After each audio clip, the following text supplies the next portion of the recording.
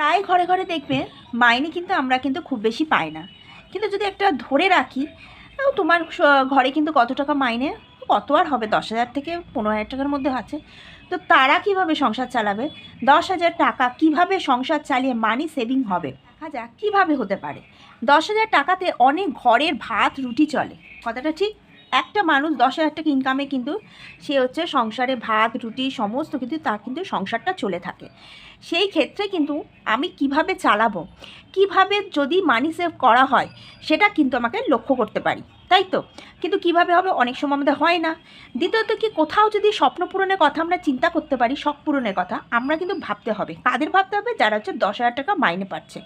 কিন্তু যদি কিছু কিছু করে মানি সেভ করতে পারি তাহলে কিন্তু আর চিন্তা করতে হবে না। যদি কিছু কিছু করে, শখ তো সবার আছে, দেখো যে 1,00,000 টাকা ইনকাম করে তারও শখ আছে, যে 10,000 টাকা ইনকাম করে তারও শখ আছে, যে 5,000 টাকা ইনকাম করে তারও শখ আছে, যে 25,000 টাকা ইনকাম করে তারও শখ আছে। কিন্তু শখটা পূরণ করার জন্য তোমাকে তো কিছুটা সেভিং করতে হবে সব কিছুর ক্ষেত্রে। কিন্তু এই যে আমরা এত গয়না কিনি, বাইরে মেয়েরা এত যে জায়গায় যাচ্ছে, ছোটোখাটো যা যা জিনিস কিনছে, শাড়ি কিনছে, সালোয়ার কিনছে, ঘরের জিনিস কিনছে, সংসারের জিনিস কিনছে, কিসের জন্য? কিছু যদি টাকা তুমি সেভিং না করো, তুমি তো সে পুঁজি থেকে দেবে না। পুঁজিটা মানে কি বলো তো? ব্যবসার ক্ষেত্রে যেমন একটা পুঁজি আসে, পুঁজি দিয়ে লাভ লোকসান থাকে, মানে একটা পুঁজির টাকা থাকে, একটা লাভের টাকা থাকে। সেরকম চাকরিওয়ালার ক্ষেত্রে যাদের বাঁধা মাইনে থাকে তাদের পুঁজিটা কোনটা বলো? তাদের যে থোক টাকাটা থাকে সেখান থেকে তোমাকে টুক করে কিছু একটা সেভিংয়ের জন্য রাখতে হবেই হবে, ঠিক আছে? মানিটা সেভ করার জন্য। চলো, সেটা হচ্ছে স্বপ্ন পূরণ বা শখ পূরণের জন্য। কিন্তু হ্যাঁ, আমার যেমন আয় আমি সেরকম শখ পূরণ করবো, কিন্তু করবো তো টাকাটা সেভ করে করবো তো। তো চলো, কিভাবে যদি একটা মান্থলি খরচ আমরা একটা ছক করে বেঁধে নিতে পারি তাহলে হয়তো আমাদের দেখা যেতে পারে টাকাটা বাঁচতে পারে। এবার দেখো, এভরি মান্থ, প্রতি মাসে আগে ফার্স্টে তোমরা যারা 10,000 টাকা স্যালারি পাও তারা হচ্ছে 500 টাকা সরিয়ে রাখবে। যারা 10,000 টাকা স্যালারি পাও 500 টাকা সরিয়ে রাখবে। আমি এখানে 10,000 মেনশন করেছি, কিন্তু যারা 20 পাও 25 পাও যাই পাও 500 সব সময় কিন্তু তোমরা সাইড করে রেখেই দেবে, এটা ধরবেই না। এইটা মাথায় ভাবতে হবে। আমি ধরো কেউ 50,000 পাচ্ছ, 500 টাকা সে সরিয়ে রাখো। যে হচ্ছে 40,000 পাচ্ছ সেও 500 টাকা সরিয়ে রাখো, যে 20,000 পাচ্ছ সেও 500 টাকা সরিয়ে রাখো, 500 টাকা সরিয়েই রাখো। এটা ভাববে যে এটা হচ্ছে আমি এইটা বাদে যে ব্যালেন্সটা পড়ে রয়েছে সেটাই আমি স্যালারি পেয়েছি, এটা ভাবতে হবে।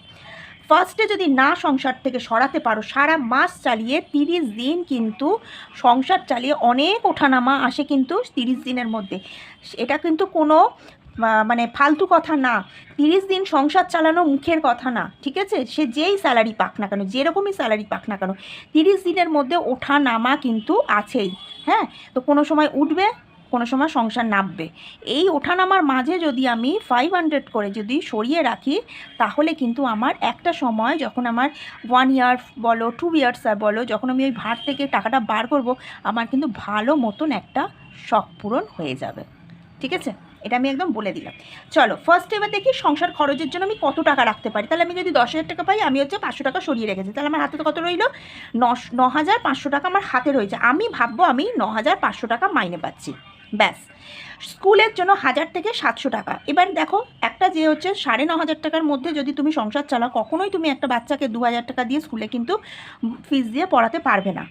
পড়াতে কেন পারবে না? পারবে, তখন লোন নিয়ে, ধার নিয়ে, ইএমআই দিয়ে। কী দরকার ঝুট ঝামেলা করা? কেন গভর্নমেন্ট স্কুল থেকে কি ভালো ছেলেমেয়েরা হয় না? সবাই হয়, সবাই পারে।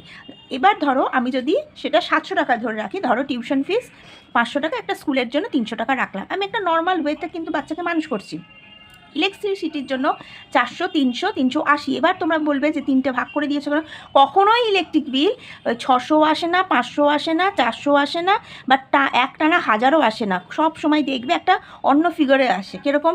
630, 560, 420, 1000, 1200, 13, হয়তো দেখো 1340, এরকম আসে, ঠিক আছে? সেই হিসাবে আমি 380 টাকা ধরেছি।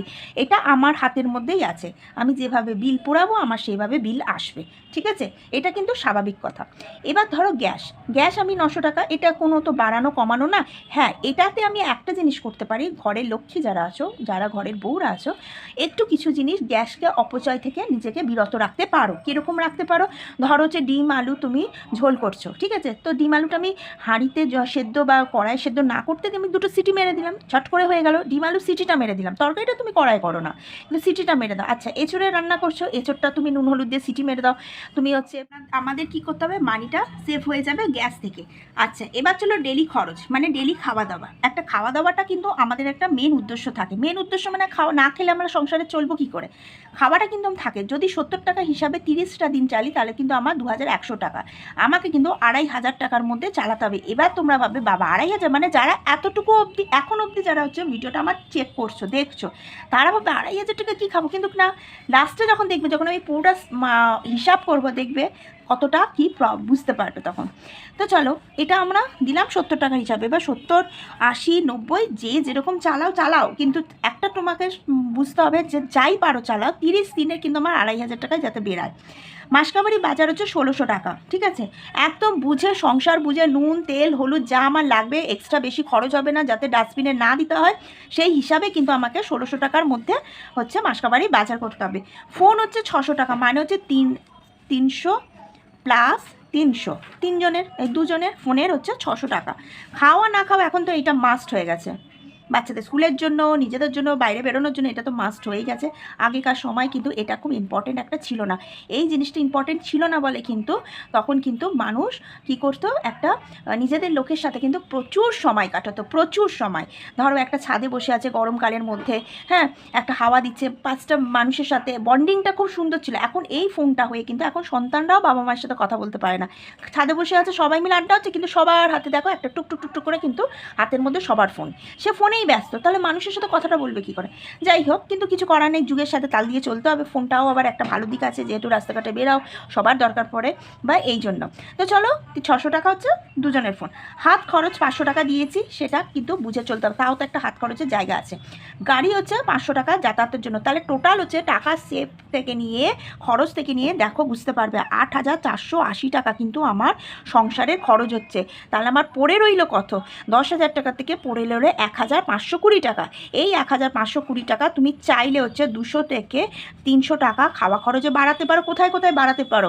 আর হচ্ছে চাইলে তুমি হচ্ছে ইলেকট্রিকের জন্য 100 টাকা বাড়াতে পারো, আর একটা চাইলে হচ্ছে তোমার গাড়ি ভাড়ার জন্য 50 টাকা থেকে 100 টাকা বাড়াতে পারো।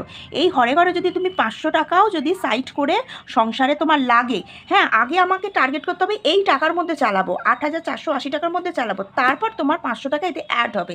তাহলে তোমার 9000 টাকার মধ্যে কিন্তু তোমার সংসার মাথায় রাখতে হবে, চালাতে হবে। 1000 টাকা কিন্তু আমার চোখ কান বুঝে সেভ করতে হবে। মানে হয়ে গেল 10,000 টাকার মধ্যে 1000 টাকা বেরিয়ে গেল। আমি যাই পাই না কেন তোমাকে টার্গেট করতে হবে যে আমাকে কিছু হলেও কিন্তু টাকা জমাতে হবে, অন্তত 500 টাকা তো জমাতেই হবে। এই যে আমি দিয়েছি 500 টাকা, আগেই ওই জন্য জমিয়ে ফেলবে। তুমি দেখবে লাস্টে রাখলে 1000 টাকা, 1500 টাকা তোমার লাস্টে কিন্তু রাখবে, কিন্তু এই টাকাটা বেরিয়ে যাবে, ঠিক আছে? সত্যি বাস্তবের জিনিসটা বলছি আমি, মানি সেভিংয়ের টাকা দিই কতটা ঠিক, ভিডিও দিই কতটা একদমই ঠিক, ঠিক আছে? ফার্স্টেই হচ্ছে টাকা জমবে। আমার নিজের ক্ষেত্রে দেখেছি, আমি ধরো 4000 টাকা কি 5000 টাকা প্রতি মান্থলি আমি জমাই, আমি হয়তো 3000 4000 টাকা রেখেছি, কিন্তু দেখা গেল ফার্স্টে যেটা রেখেছি 2000 টাকা সাইড করে রেখেছি, সেটাই থেকে যায়, লাস্টের দিকে বেরিয়ে যায়। তো এইভাবে ভিডিও তোমাদের দিলাম। ভিডিওটা ভালো লাগলে লাইক শেয়ার সাবস্ক্রাইব করে দিও।